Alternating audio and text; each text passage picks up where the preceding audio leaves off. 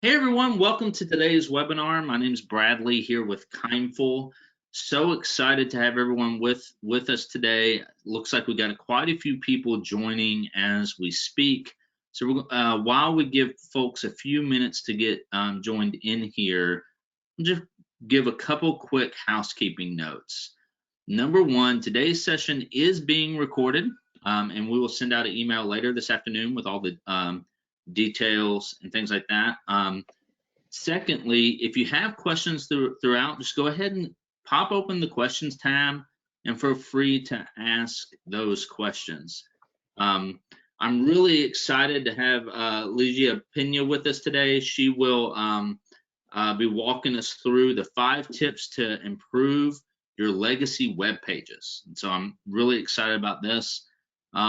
And she's got some handouts, some poll questions for us. So this will be a really interactive session. Really excited to hand this off. So I'm going to just go ahead and let you take it from here. And I think you might want to start off with just letting everybody know about the handout, and then we can just jump right in. Excellent. Welcome, everybody. And thank you, Bradley, for setting this up. And this is my first time presenting with Kindful, so I'm super stoked to be here. So as we let more people come into the webinar, you'll see on your control panel, which technically should be on your right-hand side. There's one little gray area that says handouts, and there's a number 1 next to it. And it's a PDF of not the slide deck, but a workbook. So it accompanies the presentation, because the presentation is very like picture heavy, so it brings no value. But the workbook enables you to complete it with the answers, basically the 5 tips, and gives you a bit more information about me as well at the same time. So go ahead and download it. If you've got like the Acrobat suite, you can type directly into the PDF, or you can print it and just complete it as we go along. So we've got 97 people now in this group. There's over 500 people registered, so that's really exciting. So let's get this started, because I know everyone's busy, and let's get this going. So let me introduce myself. My name is Ligia Peña. I'm an international legacy consultant at my firm. I've been in the nonprofit sector now for a little over 20 years. I'm doing plan giving legacies for about 15 years now. And in the last 6 years, 5-6 years, I was doing international legacies, where I was the global legacy manager at Greenpeace International. And so what that meant is that I was supporting all of our offices in 14 different markets, develop their legacy strategy and legacy marketing, etc. So for the last 2 years, I've been consulting on my own, and I also started an online legacy boot camp. So whether you want to start or reboot your legacy program, that's the program. But I like legacies so much that I'm even currently doing a Ph.D. on this topic on a part-time basis at the University of Kent in the UK.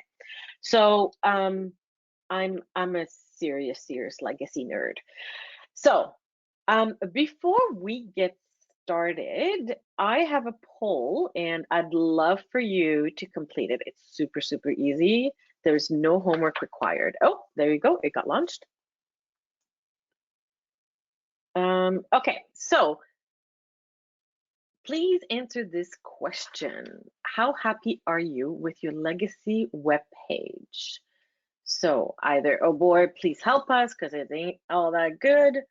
Meh, it's okay because it probably needs a few tweaks here and there, or we're totally rocking it. Like you've got it down pat and you're doing well here.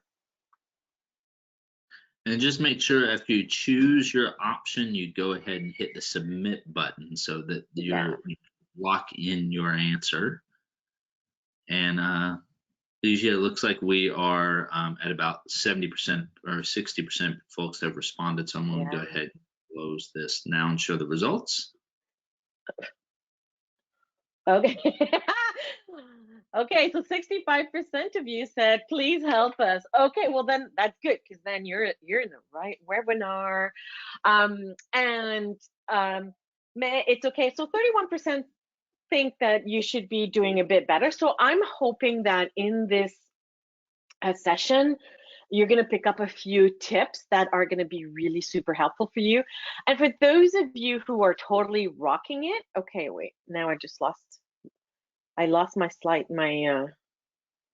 so when you launch the webinar, oh, there we go, we're back. Okay, when the poll was launched, I lost my slide deck, so all is good.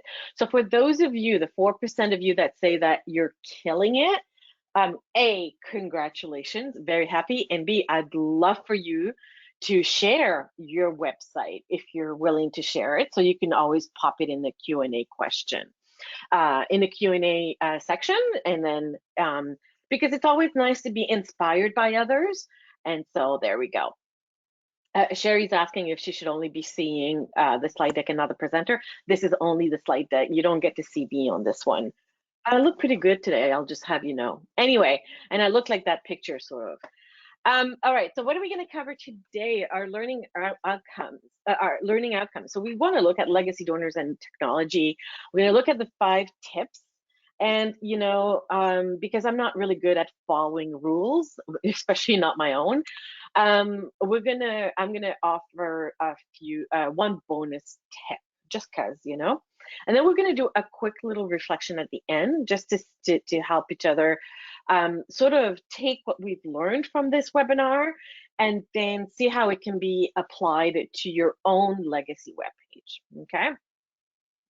So, a little bit of information about what's going on in terms of will writing and technology and inspiring donors to include a gift in their will for your organization. So it's really interesting to know that FairWill, which is an online will writing service out of the UK, and some of these numbers are coming from all over as well, is that they saw a 208% increase in digital will writing in 2020. So this is coming from, obviously, as a result of the pandemic, right? Like, I mean, I don't want to sound crass, but if there is one good thing that came out of the pandemic, despite all of the horrible, crappy stuff that's happened, is that it has pushed at the forefront of people's mind the need to take care of take care of their affairs, take care of their, you know, their estate, their will, etc. And so the interesting thing is that the 208% statistic is coming from baby boomers alone. So do you know that mindset that, you know, baby boomers are not online and would not be interested in writing a will online is a complete and utter fabrication. This is clearly demonstrating that baby boomers are online and they are interested at looking at that option as a way to write a will. But of course, your website needs to measure up in order to do that. And of course, that number has decreased since then because we know that a lot of people were writing fear-based wills at the beginning of the pandemic. But what it has done is that it has started being integrated more in, it has been normalized basically for donors, the whole concept of having a more digital approach. So someone is asking, Cheryl's asking, would you send a list of the rocking sites submitted by attendees? Yeah, sure. So if anyone wants to share their website and you pop it in the Q&A, we'll make sure to get those links and then perhaps send it as a follow-up email when you get the recording and so on. But of course, people have to share their website, so please do so. All right, so let's continue. What happens next? So why is this so important? Well, the Pew Institute, a research institute, this is out of the US, in 2018, their research showed that 65% of individuals over the age of 65 we're the fastest growing demographic on social media. Now, it's not to say on all social media platforms, and it really varies, and you can go and look at the research and see which ones, but the growing Facebook has indicated several years in a row that the growing demographic on its platform on Facebook are those over the age of 65. So if that's what's happening, why are charities not engaging with its older donors on Facebook? Or if they're engaging with them, are they engaging with them properly? So these are those kinds of things you need to be asking questions. So there you go. We've got the first link. Thank you, Katrina. So you want to be where your donors are. We always do that, but we tend to forget about our older donors, and we make assumptions about their engagement and communication habits because we assume that because they're older, they may not be as tech savvy. I'll tell you, my mom is always on Facebook, and she's part of that baby boomer generation. So you can bet your life that she will make a comment about something I posted.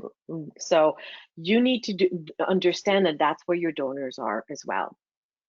So how does that relate to your website? Let's get started on this. So first and foremost, your legacy page where you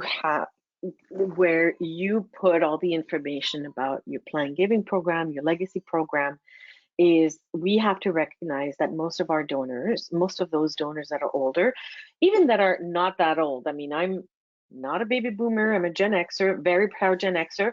I use glasses, and I'm finding myself now having to adjust to different websites that are not adapted for those with reduced vision. So this is a little example, the little A's at the bottom. It's a small functionality that basically whoever is in charge of your website would be able to integrate across your entire website, not just your legacy page, but it should especially be for your legacy page.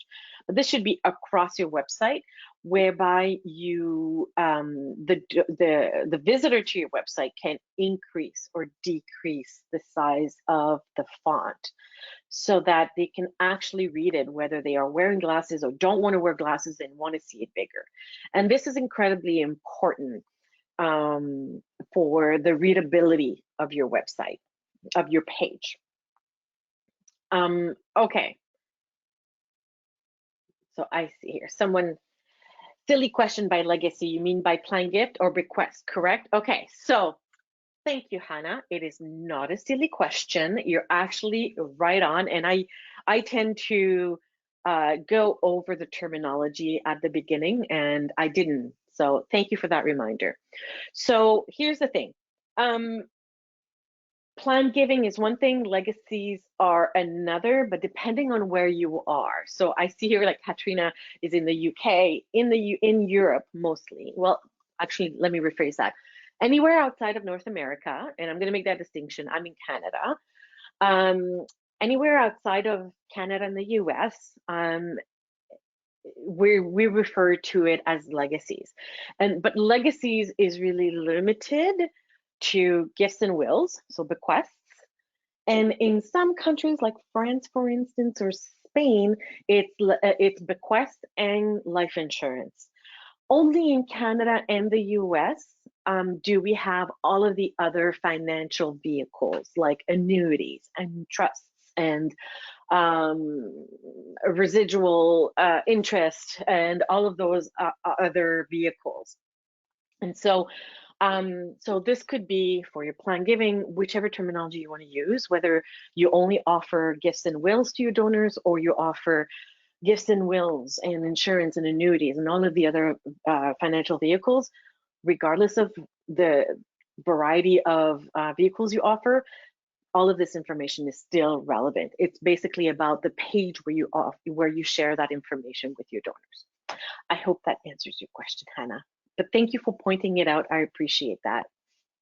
All right, tip number 2. offer something of value. So you have to think about your donor and where they are. Okay, so let me put this in simpler terms. If a donor comes to your legacy page to get information about or to learn about gifts and wills to your charity, okay? So you need to put yourself in their shoes and think about, okay, what would someone need at that point? Okay, what do they need? What are their pains? What's causing tension? And when I say pain, I don't mean their arthritis. Is what is causing tension that might prevent them from moving forward in their thought process to include your charity in their will? And what are the solutions you can offer? So if they're coming to your website because they want to learn about how to include a gift in their will, and they're not really sure about, well, how do I get started about writing my will? You may want to offer something like a will writing workbook. It's something that I absolutely love, love, love, because it's something of value. You're basically offering a service to your donor, and it's something that can help them through that process, which is for many very difficult to do, very overwhelming, can be very scary because you need to, I don't know how many of you here have actually written their will, but if you've had to, you really need to reflect about who you are, what's important to you, what you have, and it can bring up a lot of mixed emotions. So anything you can do to remove that tension and help them through that process can only be a value. A value to your charity, a value to the donor, and and it could result in getting a gift to your charity. So think about something of value that can help and nudge the donor along. Another webinar I teach is how to use nudges and behavioral science to move donors through a pipeline, and that's exactly part of that process of thinking of what are the different little nudges on your website that can help the donor move forward in their thought process. Okay, so far so good. Are we any questions? So if you ever thought of a will writing workbook or something like that, I have a template of one. It's a relatively generic one that I share and offer for free. So if you go on my website, globetrottingfundraiser.com, there's a resource page, and there's a bunch of resources that you can download there absolutely for free. And so you'll find the will writing workbook. Okay, so there you go. You can do that after this webinar. All right, next. Tip number 3, request information. So what am I talking about here? So, there's always going to be well, if you need more information, please contact us. That's a standard for any website. I'm not telling you anything new, but you want to make it easy. You want to make it personable. And oftentimes, there are really a lot. And those of you who said that you need help with your legacy page, I feel you. The majority of websites that I've gone to when it comes to charity websites, they're really, and I don't mean the whole charity website, but the legacy page, they're really not that great. And there's a million reasons, but that's not, that's not the topic here. It's how can you make it more personable so that donors will want to inquire, will feel safe. Because here's the thing, what we're trying to do with our legacy page is to build that trust with donors, because we know that a gift and a will is something very, very personal, very thought out. It's not an impulsive decision to include a gift in a will. So what your legacy webpage needs to do, as well as the rest of the website, is that it needs to build trust. It needs to not only talk about the impact that the organization has had, but also talk about the impact it plans to have in the future, and how your organization will is the best place. It's the best organization to make it happen. And so that's what creates trust. And another way of creating that trust is to is to actually show who is behind that website. Just last week, I was submitting a proposal for a prospective client, and when I was trying to get emails of the leadership and the individuals that I needed to email to, there was no email to be found. There was no direct phone number to be found. It was just a shopping list of who works there. It was so impersonal, and this is an organization in the social service sector. So what can you do about this? How can you make it more personable? Is put a real person's name, not legacies or plan giving at organization ABC. Put an actual person's, individual's name. Don't forget about who's going to be contacting you. We're talking about older populations that are usually at greater risk of being scammed and stuff. So they're very, very vigilant when it comes to who they're going to contact. And if they see the baby boomer generations, when they see that there's not an actual real human on the other end of the line, they will be, it kind of breaks that trust, and it makes them weary. And so they're more reluctant to go through with requesting information. And what you're trying to do is pull them in. So if you can't pull them in, then you miss an opportunity. Put a picture of who you look like with a brief bio. And it doesn't have to be like, I've done this and I've done that. It could be a two-liner about, I work at organization ABC because, or I'm passionate about this and this and that. I'm passionate about the mission because of X experience, or I'm passionate about plan giving because I love having conversations with donors. Make it a story. Like, we often talk about storytelling to engage with donors.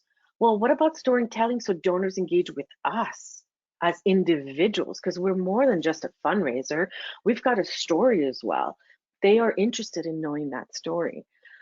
One organization I used to work at, what the legacy officer did is put a picture of himself and his sister, and he said, I'm far away. He lives in Australia and his sister is in France, and he goes, I live far away from my sister and I miss her, but this is who I am, and to me, family is important.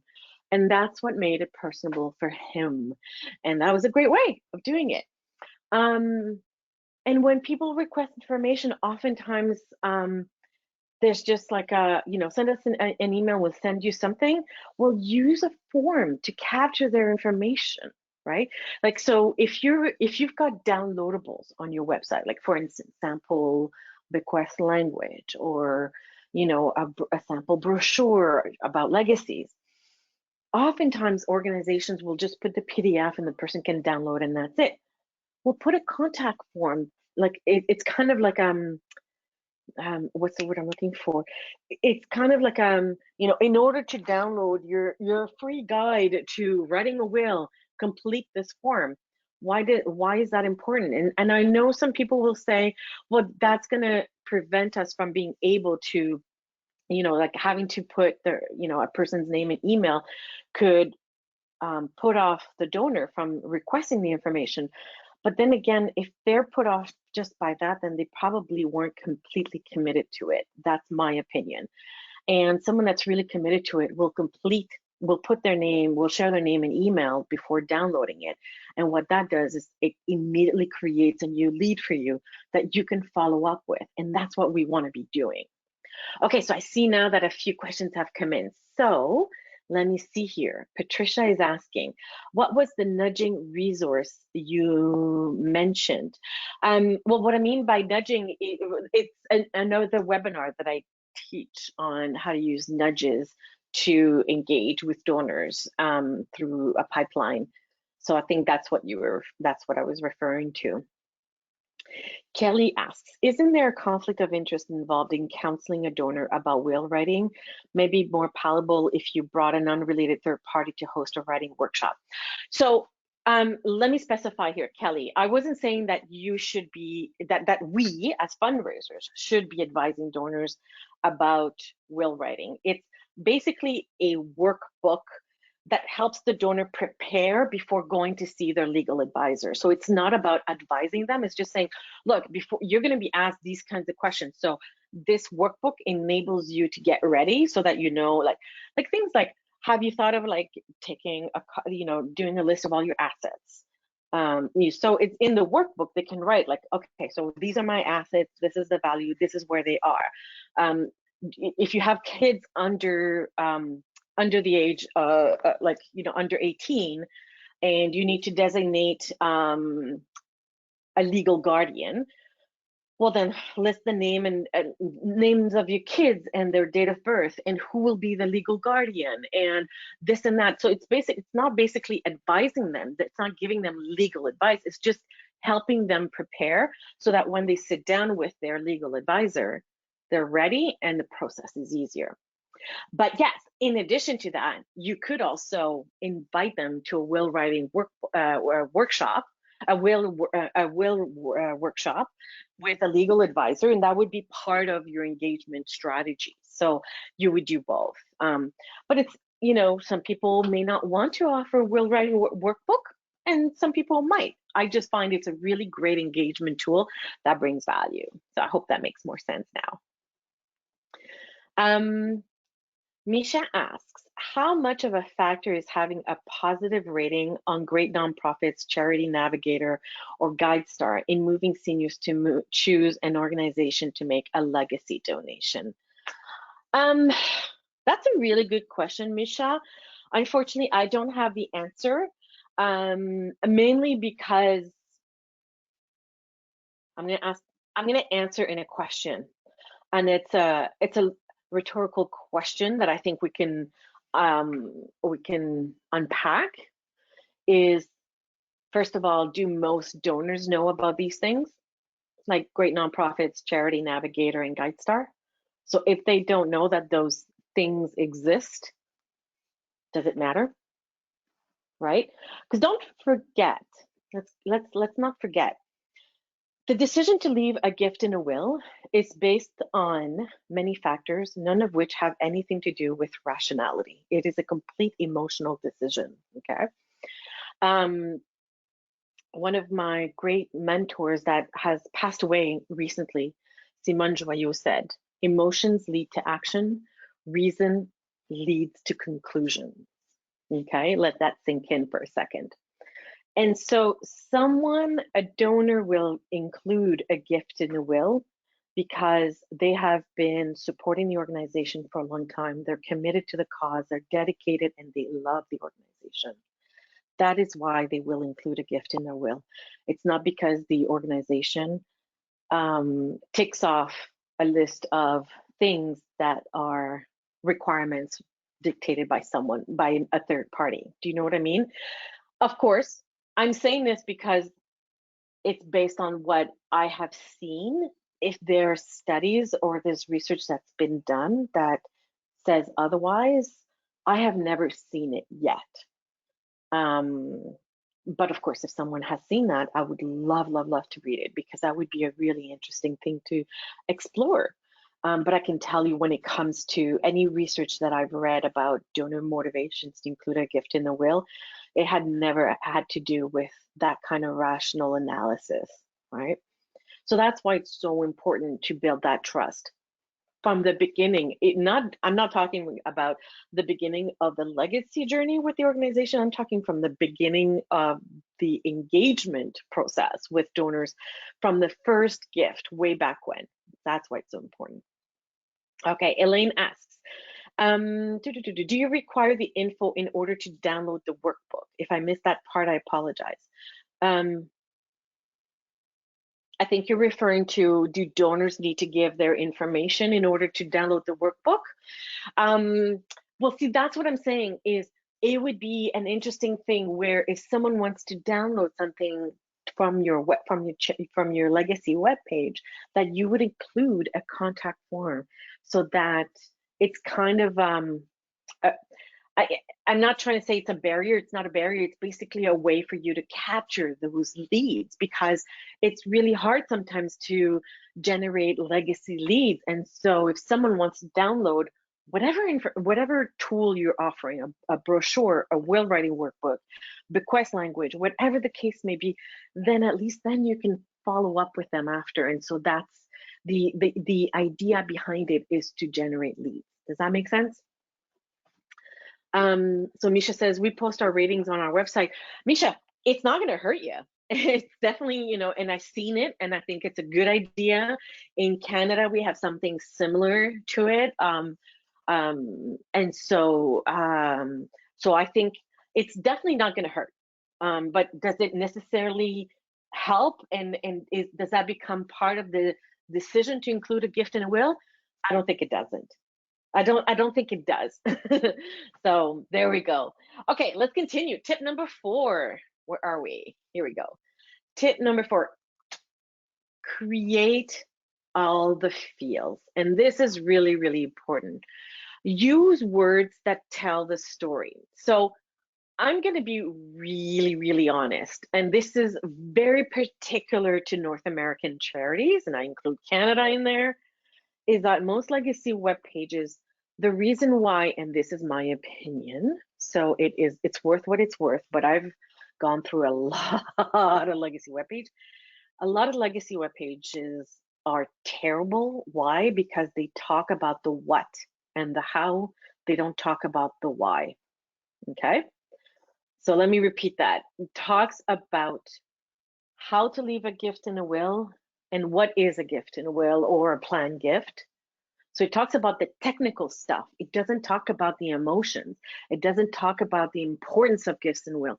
It doesn't share a legacy proposition. It doesn't say why legacies are important and why donors who leave a legacy are important to the charity. Okay?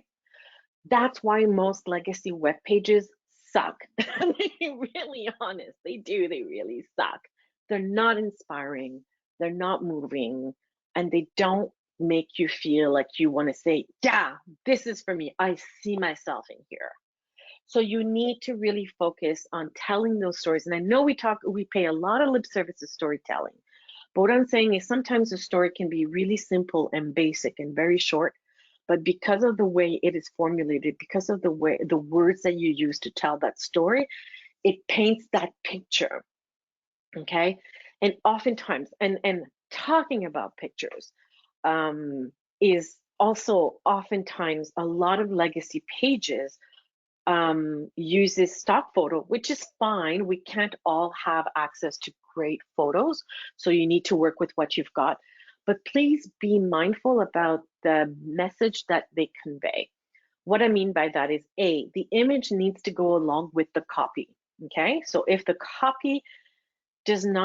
the image doesn't help tell the same story as what your copy is saying, then the picture is not the right one.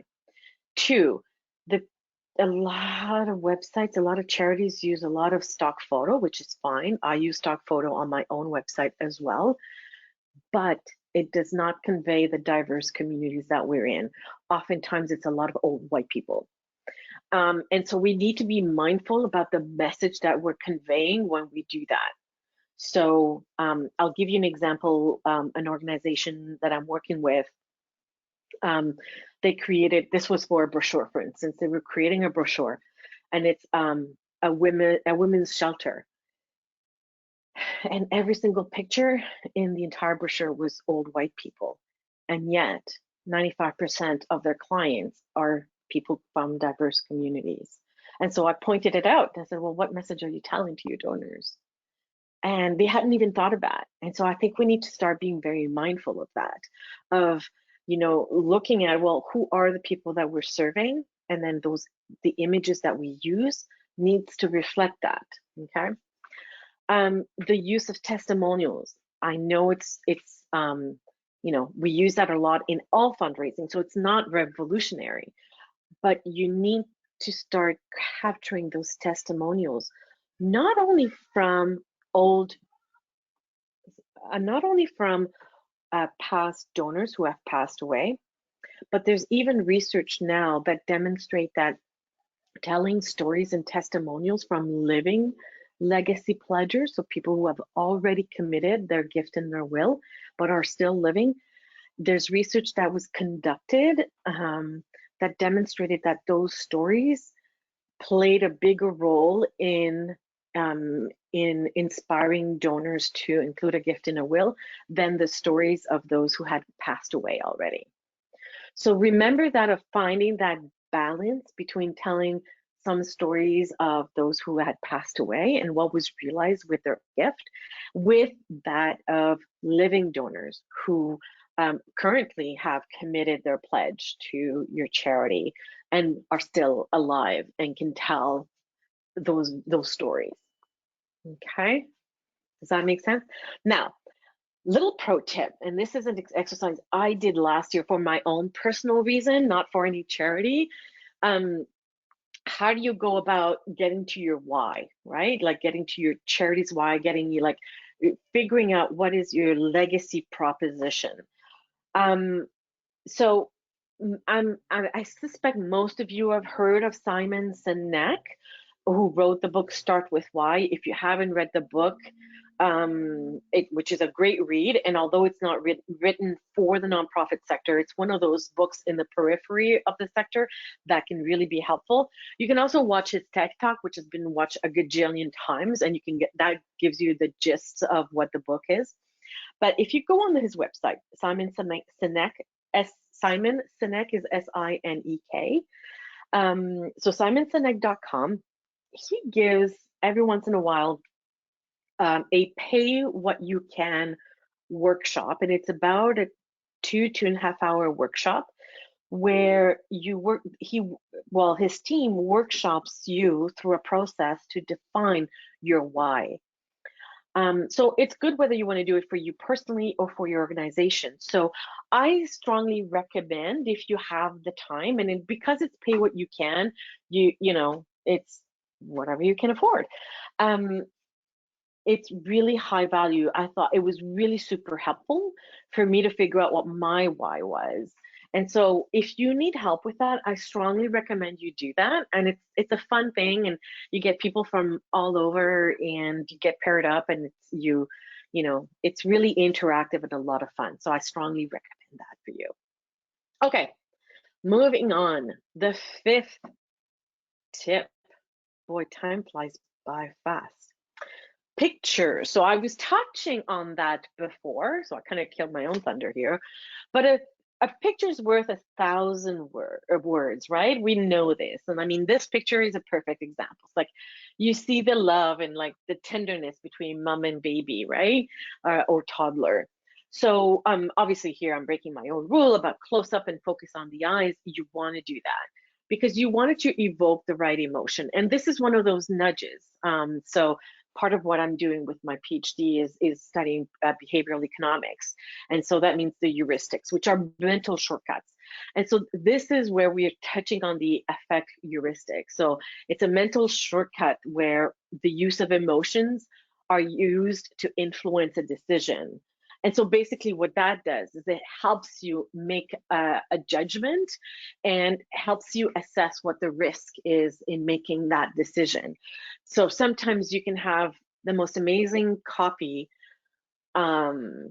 but if the picture doesn't tell that story, then you lose them, because people tend to react to something visual than having to read something, right? Because we're lazy at the end of the day. I sure am. Often, like, think about your own behavior when you receive a brochure or you receive a magazine. What do you do first? You scan through the pictures, and then that helps you decide if you're going to commit to reading an article, right? Well, it's the same thing for your website. Don't forget. You know, talk to your marketing people, your digital marketing people. They'll tell you, like, what is the opportunity cost? Like, how much time do you have in order to capture the attention of an online visitor to a website? I think it's like 2 or 3 seconds. It's not a long time. So if the pictures that you use are not capturing the attention, you will not retain them on your legacy page, and they'll just move on or close the window and go do whatever else they want to do. So it's really important to decide these things. And we tend to, you know, select pictures and so on as an afterthought. And if anything, I think it's something that should be done while you're drafting your website copy. Okay. Now, for the bonus tip, so I promised you one, so wait for it. Wait for it. I hope it's a good one. Is the entire debate between residual versus pecuniary debate. So what do I mean by that? Again, something that I've noticed on a lot of websites, a lot of legacy pages, is that when it suggests the type of bequest that could be left to the organization, the pecuniary one, so the fixed amount, usually leads. That's usually what comes at the top of the list in the explanation. But research has demonstrated that when donors are encouraged and nudged to consider a residual gift, at the end of the day, it results in a higher donation than a fixed amount. So doing something like, after you've taken care of your loved one, can you consider a gift in your will of 5% to organization ABC? So think about it. This is another nudge, another behavioral science nudge. And in this case, there's different nudges here, but the big one is an anchor.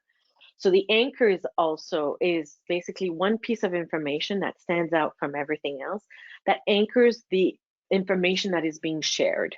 So in this example of saying, after you've taken care of your loved ones, can you consider a 5% gift in your will to charity ABC? What do you think is the anchor in this sentence? Pop it in the Q&A. What do you think is like that piece of information that makes you go, oh, that's where I just read that and I understood it. I'll give you a second while I take a sip of water. What is the anchor in, after you've taken care of your loved ones, would you consider a 5% gift in your will to charity ABC? What's the anchor there? No idea?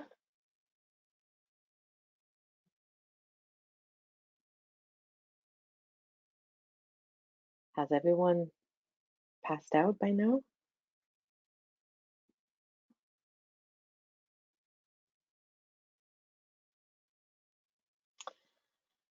So it's not loved ones comes first. The anchor in that sentence is the 5%, okay? It's the piece of information that anchors the message here, meaning that it anchors because it's a specific piece of information that donors can retain, right? And so what are we saying? 5%. So think about it yourself. Like when someone asks you, would you give a $500 donation? You kind of go, oh, that's a lot of money. But if someone says, would you consider a 5% of your estate gift? That doesn't sound like a lot of money compared to $500, right? Or compared to $50,000. But think about it. A gift in a will basically comes out of after the liquidation of all your assets. It's a percentage, right?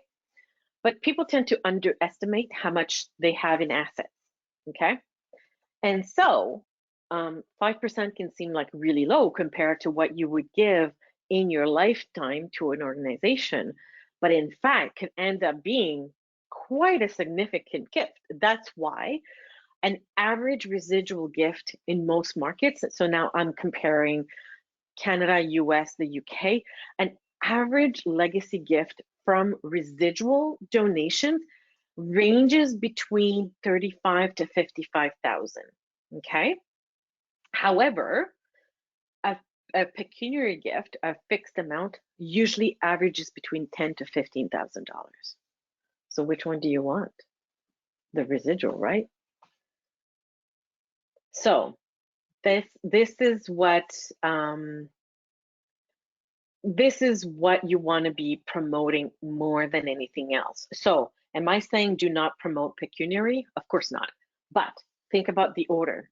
In the same way that when you do a donation, a buck slip for like your annual campaign or online, and you give donation categories, You always put the higher category first and then the lower one down, because psychologically we know that we will always take the path of least resistance, and the path of least resistance is the lower category. Well, it's the same thing for legacies. You want to offer the residual gift as a first in the categories, and pecuniary at the end. And so that's what that is what's going to happen.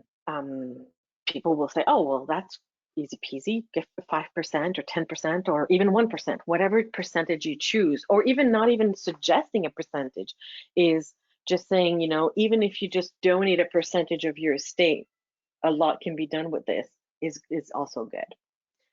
So we're going to do, let me see, time check. We're going to do just 5 minutes of this because I want to have enough time for Q&As at the end. So looking back at the 6 tips that I shared with you today, and you're going to do this individually, and we're going to use the question box. Reflect, so, and knowing full well that over 60% of you said that your website is in dire need of help. So I want you to think about your website as it is today and share in the question box what one thing it's doing well on your planned giving or your legacy website, and one thing that should be improved in 2021 or 2022, depending on your timeline. So I'll give you 4 minutes to share that in the question box.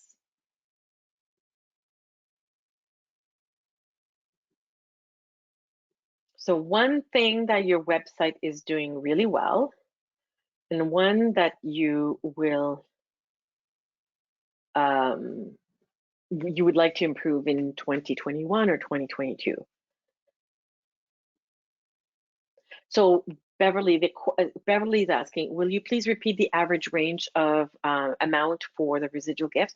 So the average residual gift in your own currency, because I realize that perhaps not everybody is necessarily from the US or from Canada. For residual, it ranges between 35 to 55,000. And for pecuniary, so for fixed amount, it usually ranges between 10 to 15,000. So quite a big difference, isn't it?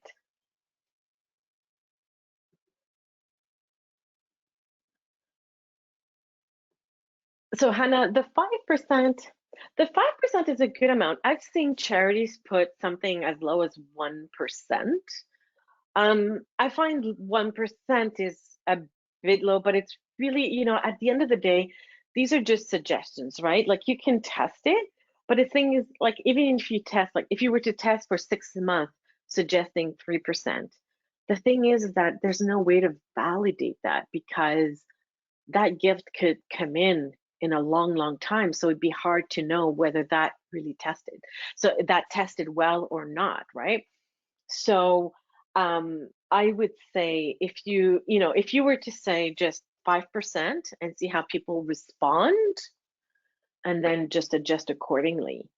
Also, I'm a very big fan of having these conversations with donors and surveying them and having that question asked to them, like, how do you feel about being asked for 5% of your estate, you know?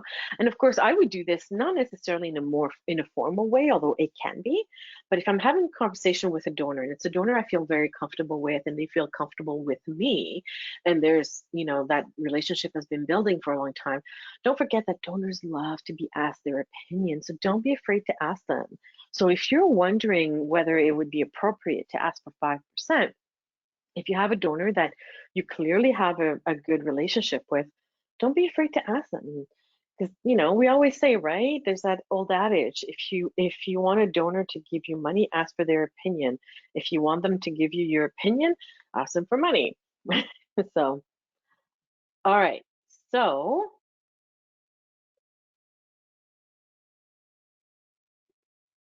So Heather says, we have good photos, but need to improve the copy to be more compelling. That's amazing. So use those photos. If there's photos you want to use, Heather, use those photos to inspire you when you revise your copy.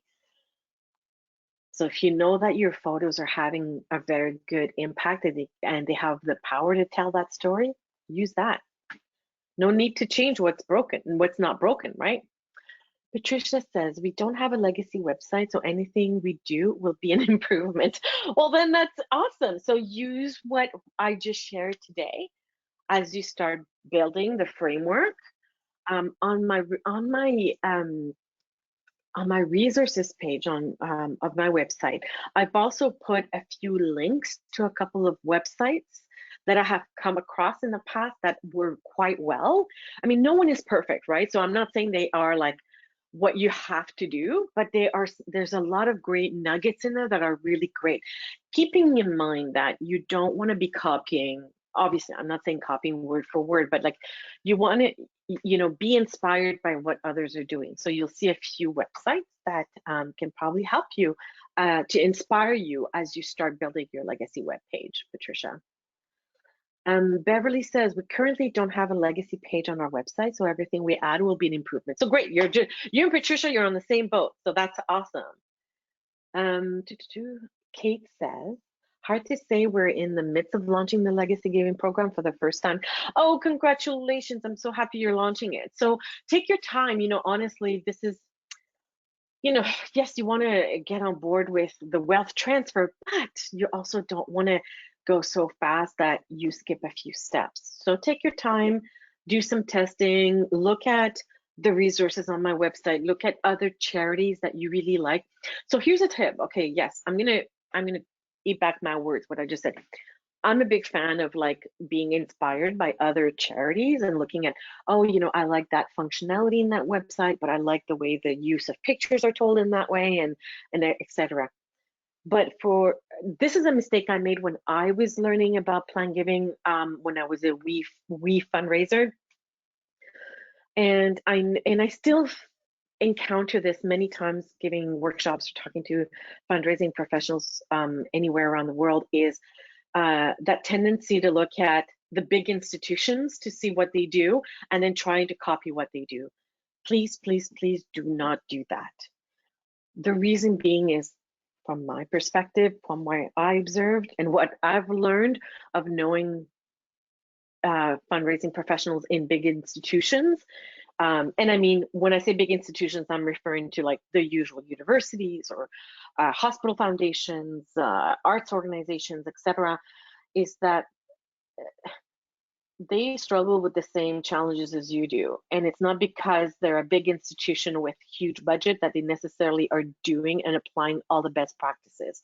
So be very careful and be very wary of that. When in doubt, ask someone who knows, and double check. And also find your own path, carve your own path of what legacy means for your organization and for you as a professional. So that's my call out.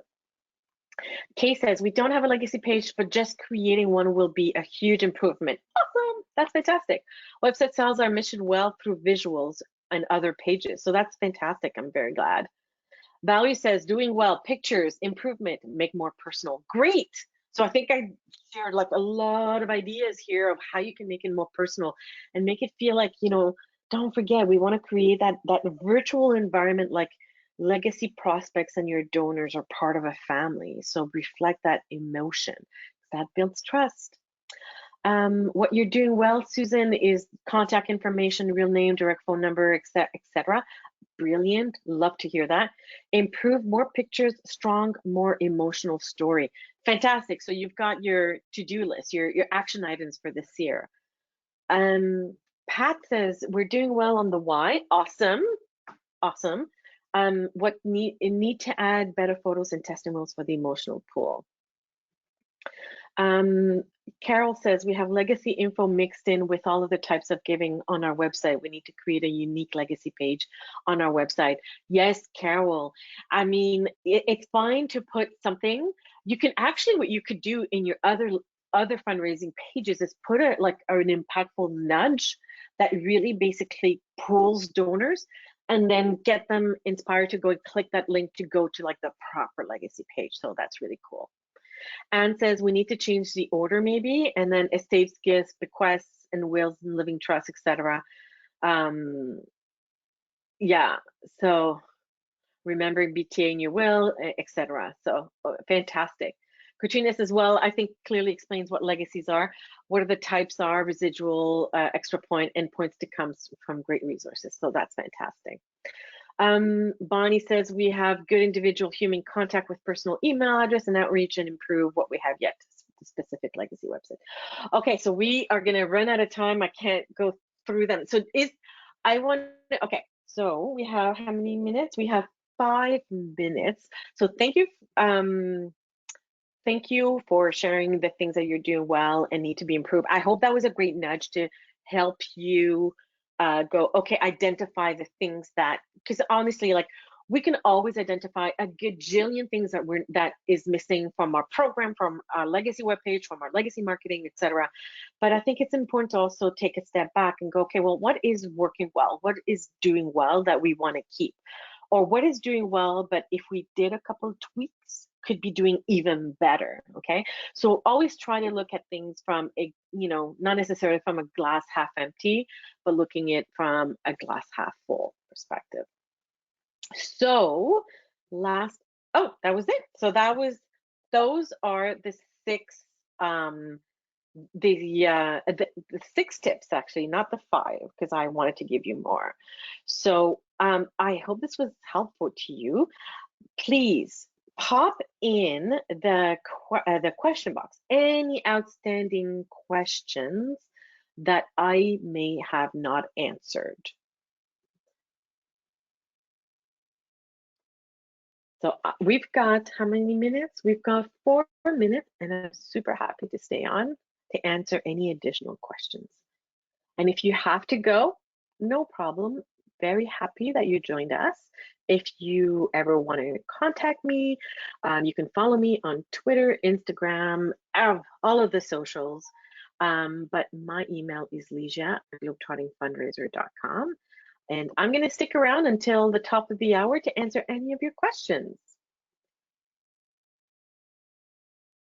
Oh, Hannah's asking, when can you learn from me again? I give a lot of webinars through different forms. So actually, I'm sorry, I'm going to be a bit self-promotion. You can sign up to my newsletter.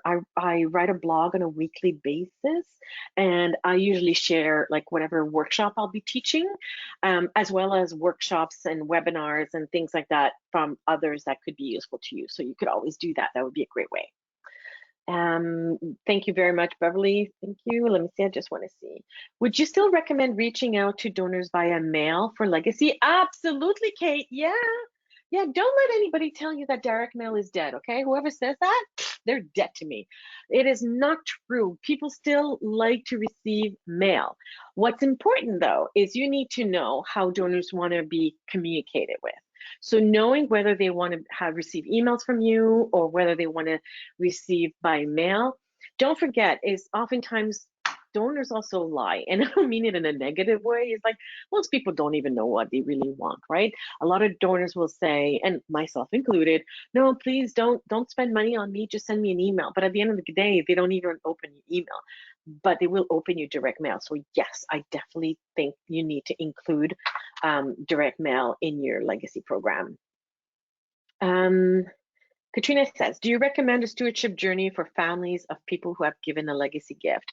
Right. So what happens like to the next of kin, like after the legacy gift has come in?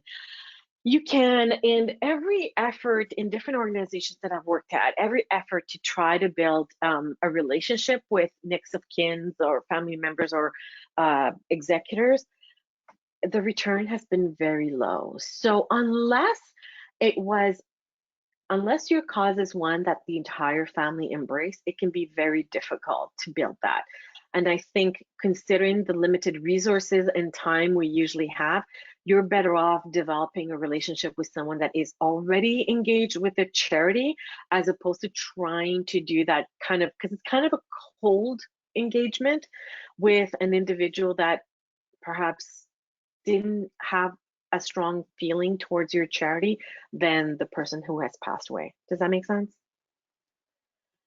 Hannah is asking, what types of pictures do you recommend for the legacy page for private school? Well, pictures that show the impact of what donations have on the charity. So a private school of, if you're offering scholarships for underprivileged children, telling those stories of the child that was able to go to the school, or activities or special activities, or what the kids are learning, things that connect the donor with the impact. That's what you want to be doing. Patricia asked, how do you feel about the canned info legacy site? Those that are like third party, I'm not a fan. Honestly, not a fan. I'm not going to name names of the vendors, but I've seen examples where it's basically a cookie cutter. And so if you look at different, I've been in that position. Actually, one of my participants to a legacy deep dive last year pointed it out to websites, and it was the same look, same testimonials, same images, same pictures of the family, but with the names changed. I am not a fan of that. I hate it. I will never be a fan of it. And that's all I have to say about that. So that's my opinion. But of course, I understand why some charities require that, because it helps manage their leads. So you need to do that assessment. Ronald said, sample downloadable will writing workbook is parked sample and branded for your org. Is it available for purchase without the sample? Well, you can just copy and paste it. That's what you could do, Ronald. Copy from the PDF, and then you can paste it into a Word document, and then you brand it to your own. Do you have any legacy websites that you would recommend for small nonprofit review?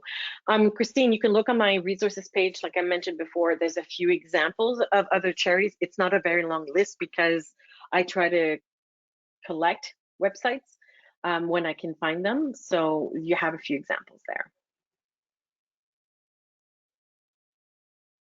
So Anne says, I'd like to, so work for me. Oh, yeah, it's, how do you measure legacy giving and results? Oh, David, unfortunately, we don't have time to get that. That's another webinar that I teach as well, is on reporting, because the way things are being reported, and I wrote a blog about it on my website about it a while back, is that we are not reporting legacies very well. So unfortunately, we don't have time to start answering. That's a very long conversation, but really you should be looking at metrics that are focused on lead acquisition and conversion, not just how many gifts came in and how much money you've received. It goes way beyond that. Bradley, are we good with time? Well, I think I think for you to answer a few more questions, or are all set to go ahead and. I think we're all set to go ahead. And of course, like if people want to have more questions, they can always email me. I'll be happy to answer. Totally. Yep. Thank you so much for your time today. And thank you for all those who took out the time to just sit with us and listen to this really, really helpful presentation. And so I appreciate appreciate your time and just everyone who was here today. Thanks, everyone. Have a great weekend. Thanks, everybody. Bye-bye.